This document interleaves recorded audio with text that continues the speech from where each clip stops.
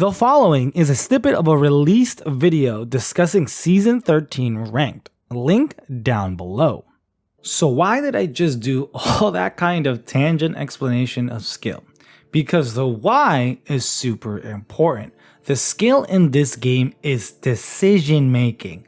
Therefore, a ranked system that does not promote correct decision making skills is bad. The old system failed because it allowed passive players with no mechanical skills to get high ranks. It allowed aggressive players with no decision making skills to get high ranks. It punished risk takers and high level players, and because of reasons 1 and 2, it really was more about time in than actual skill.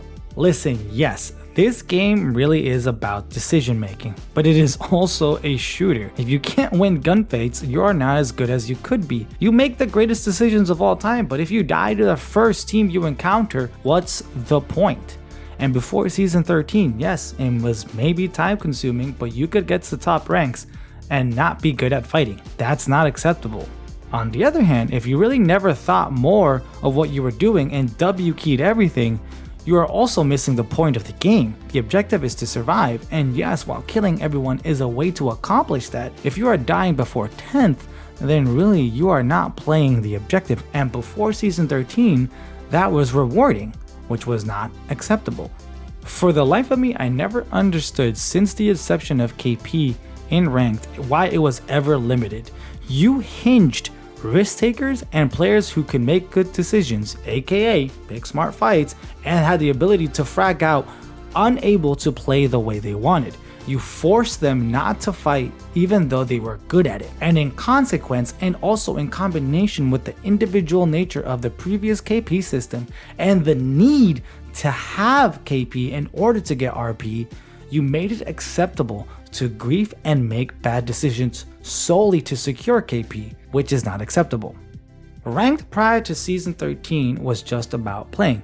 Because playstyles of 1 and 2 are bad playstyles, and because of the RNG nature of every match, I mean statistically, because of the RP workings, you could climb and get to where you wanted. You didn't have to learn to play the game correctly, you could just play how you wanted, and that is not acceptable. So if your ranked ladder is supposed to measure skill, and in this game it's decision making and mechanical, the ladder failed to promote said skills, and that was unacceptable.